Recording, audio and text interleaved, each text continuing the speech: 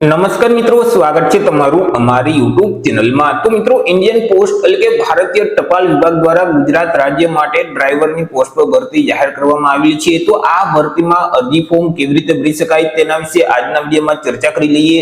તે પહેલા વિડીયો ગમે તો લાઈક અને શેર કરી દેજો, ચેનલમાં નવા હોય તો ચેનલને સબસ્ક્રાઇબ કરી દેજો। તો ચાલો મિત્રો, વિડીયોની શરૂઆત કરીએ।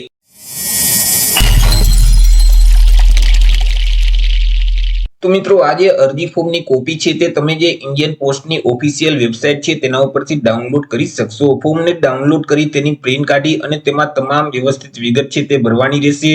સૌથી પહેલા તો તાજેતરનો જે પાસપોર્ટ સાઇઝનો ફોટોગ્રાફ છે તે અહીં લગાવવાનું રહેશે। ફોટોગ્રાફ લગાવી અને તેમાં અડધી સહી ફોટા ઉપર આવે અને અડધી સહી છે તે ફોર્મ પર આવે એવી રીતે તમારે સહી છે તે કરી દેવાની રહેશે।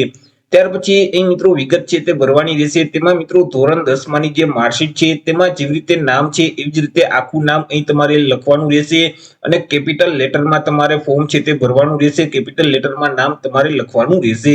ત્યાર પછી તમારા પિતા અથવા તો પતિનું નામ છે તે અહીં તમારે લખી દેવાનું રહેશે। તમારું જે તે જેન્ડર હોય મેલ કે ફિમેલ તે અહીં તમારે લખવાનું રહેશે। ત્યાર પછી તમારી કેટેગરી કઈ છે, જાતિ કઈ છે તે જાતિ અહીં તમારે લખવાની રહેશે। જો તમે સામાન્ય વર્ગના ઉમેદવાર હોય તો અહીં જનરલ અથવા તો યુઆર છે તે લખી શકો છો, અથવા તો ઓબીસી, એસસી, એસટી કે ઈડબ્લ્યુએસ તમને જે જાતિ લાગુ પડતી હોય તે જાતિ અહીં તમારે લખી દેવાની રહેશે। ત્યાર પછી મિત્રો, તમે જો અનામત વર્ગમાં આવતા હોય તો તમારી પાસે કાસ્ટ સર્ટિફિકેટ એટલે કે જાતિનો દાખલો છે કે કેમ, જો જાતિનો દાખલો હોય તો અહીં તમારે યસ લખી દેવાનું રહેશે, નહીતર તમારે નો લખવાનું રહેશે। ત્યાર પછી તમારા જે આધાર કાર્ડ નંબર હોય તે નંબર અહીં તમારે લખી દેવાના રહેશે। તમારા મોબાઈલ નંબર છે તે અહીં તમારે લખવાના રહેશે। તમારું જે ઈમેલ આઈડી છે તે અહીં તમારે લખવાનું રહેશે। નીચે અલગ અલગ બે સરનામા આપવાના રહેશે। તેમાં સૌથી પહેલા તમારું જે હાલનું સરનામું છે તે હાલનું સરનામું અહીં તમારે લખવાનું રહેશે। પૂરું સરનામું અહીં તમારે લખવાનું રહેશે, પિનકોડ નંબર સહિત। એ જ રીતે નીચે તમારે કાયમી સરનામું છે તે આ બોક્સમાં લખી દેવાનું રહેશે। જો હાલનું સરનામું અને કાયમી સરનામું બંને એક જ હોય તો બંને બોક્સમાં સેમ સરનામું તમારે લખવાનું રહેશે। ત્યાર પછી નેશનાલિટીમાં અહીં મિત્રો તમારે ઇન્ડિયન છે તે લખી દેવાનું રહેશે। અહીં મિત્રો તમારે જન્મ તારીખ લખવાની રહેશે। ઉપરના જે બોક્સ છે તેમાં આંકડામાં જન્મ તારીખ તમારી લખવાની રહેશે અને નીચે શબ્દમાં તમારી જન્મ તારીખ છે તે લખી દેવાની રહેશે। ત્યાર પછી મિત્રો અહીં જે બીજું પેજ છે તેમાં જે અરજી ફોર્મ ભરવાની જે છેલ્લી તારીખ છે 19/1/2026, તો આ તારીખને ધ્યાનમાં રાખી અને તમારી ઉંમર કેટલી છે તે ઉંમર લખવાની રહેશે। અહીં મિત્રો તમારા વર્ષ લખવાના રહેશે, મહિના અને દિવસ છે તે અહીં તમારે લખી દેવાના રહેશે। ત્યાર પછી તમે જે એજ્યુકેશન ક્વોલિફિકેશનની જે ડિગ્રી પાસ કરેલ છે તેની વિગત આપવાની રહેશે। ધોરણ 10 ની પરીક્ષા જે પાસ કરેલ છે તેની જ વિગત તમારે આપવાની રહેશે। ધોરણ 10 ની પરીક્ષા જે બોર્ડમાંથી પાસ કરેલ છે તે બોર્ડનું નામ અહીં તમારે લખવાનું રહેશે અને કયા વર્ષમાં ધોરણ 10 ની પરીક્ષા પાસ કરેલ છે તે વર્ષ અહીં તમારે લખી દેવાનું રહેશે।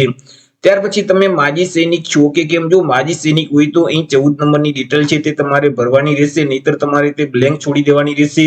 જો માજી સૈનિક હોય તો તમે કેટલા વર્ષ, કેટલા મહિના અને કેટલા દિવસ સુધી તમે સર્વિસ કરેલ છે તેની વિગત અહીં તમારે લખી દેવાની રહેશે। ત્યાર પછી તમારી પાસે જે લાયસન્સ છે તેની વિગત આપવાની રહેશે। તેમાં સૌથી પહેલા તો જે હેવી મોટર વ્હીકલ ચલાવવાનું જે લાયસન્સ છે તેની વિગત આપવાની રહેશે।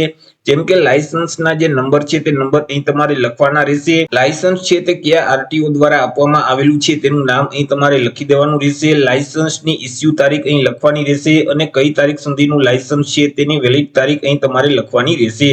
ત્યાર પછી નીચે તમારી પાસે જે લાઇટ મોટર વ્હીકલ ચલાવવાનું જે ડ્રાઇવિંગ લાયસન્સ છે તેની વિગત આપવાની રહેશે। તેમાં પણ અહીં સૌથી પહેલા તો લાયસન્સના નંબર છે તે લખવાના રહેશે, આરટીઓ નું નામ છે તે લખી દેવાનું રહેશે, લાયસન્સની ઇસ્યુ તારીખ અહીં લખવાની રહેશે અને કઈ તારીખ સુધીનું લાયસન્સ માન્ય છે તે છેલ્લી તારીખ અહીં તમારે લખવાની રહેશે।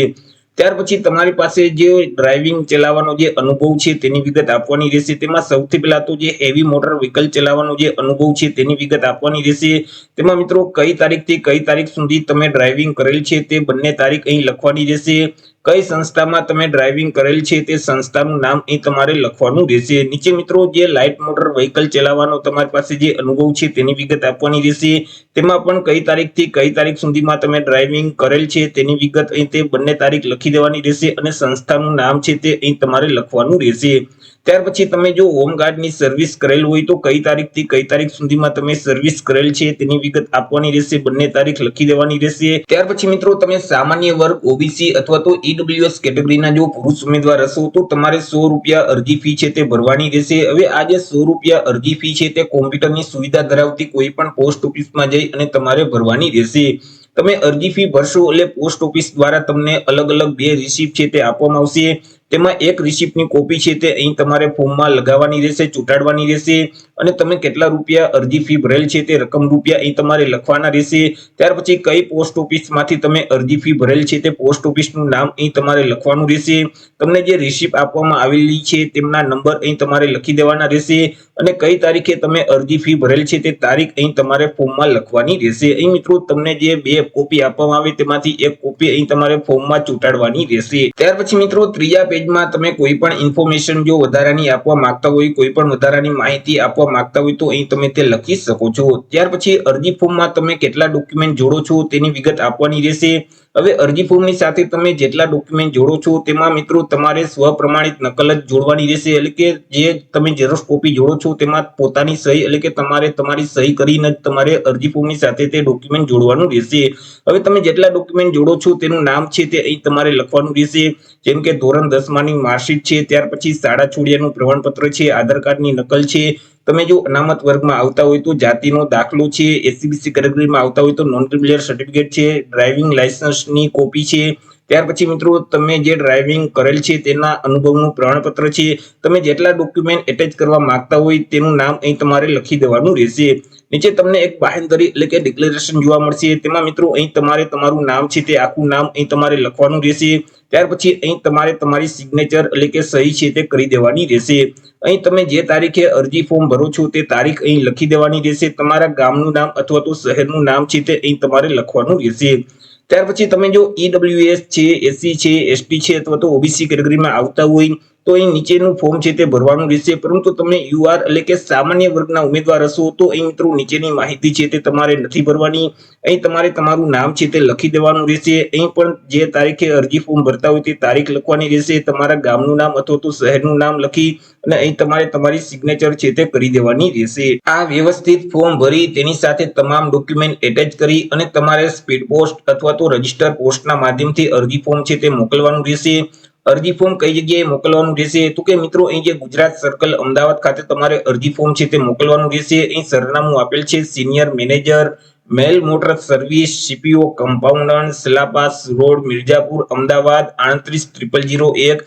આ સરનામા ઉપર તમારે અરજી ફોર્મ છે તે મોકલવાનું રહેશે। તમારું ફોર્મ છે તે 19/1/2026 સાંજના 6 વાગ્યા સુધીમાં અહીં સરનામા ખાતે તમારું ફોર્મ પહોંચી જાય એવી રીતે તમારે સ્પીડ પોસ્ટ અથવા તો રજિસ્ટર પોસ્ટના માધ્યમથી ફોર્મ છે તે મોકલવાનું રહેશે। જો તમે અન્ય કોઈ પણ જે પ્રાઇવેટ કુરિયર છે અથવા તો કોઈ પણ માધ્યમથી તમે અરજી ફોર્મ બીજી રીતે મોકલશો તો તમારું ફોર્મ છે તે માન્ય નહીં ગણાય। તમારે રજિસ્ટર પોસ્ટ અથવા તો સ્પીડ પોસ્ટના માધ્યમથી જ અરજી ફોર્મ છે તે મોકલવાનું રહેશે। અને તમે જે અરજી ફોર્મ મોકલો છો તેના કવર ઉપર મિત્રો તમારે પોસ્ટનું નામ છે તે ફરજિયાત લખવાનું રહેશે। સ્ટાફ કાર્ડ ડ્રાઈવરનું નામ છે તે તમારે ફરજિયાત પોસ્ટના કવર ઉપર તમારે લખવાનું રહેશે। તો મિત્રો ગુજરાત રાજ્ય માટે જે ભારતીય ટપાલ વિભાગ દ્વારા ડ્રાઈવરની પોસ્ટ પર ભરતી બહાર પાડવામાં આવેલી છે તેમાં તમે અરજી કરી શકો છો। તો આશા રાખું છું વિડીયો પસંદ પડ્યો હશે। વિડીયો પસંદ પડ્યો તો લાઈક અને શેર કરી દેજો, ચેનલમાં નવા હોય તો ચેનલને સબસ્ક્રાઇબ કરી દેજો। મળીશું એક નવા ટોપિક સાથે એક નવા વિડીયોમાં, ત્યાં સુધી જય હિન્દ, વંદે માતરમ।